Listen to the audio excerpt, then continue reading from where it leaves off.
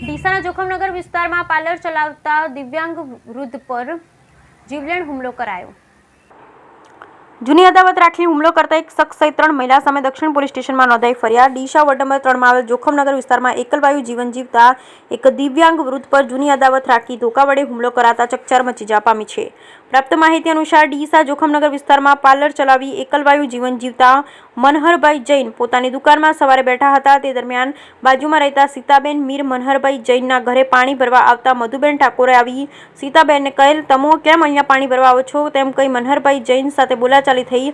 જે બાદ મધુબેન વદનજી ઠાકોરનો પુત્ર મહેશભાઈ ઠાકોર આવી મનહરભાઈ જૈન સાથે બોલાચાલી કરી જૂની અદાવત રાખી ધોકા વડે હુમલો કરાતા સમગ્ર ઘટના દુકાનમાં લગાવેલ સીસીટીવી કેમેરામાં કેદ થઈ જવા પામી છે।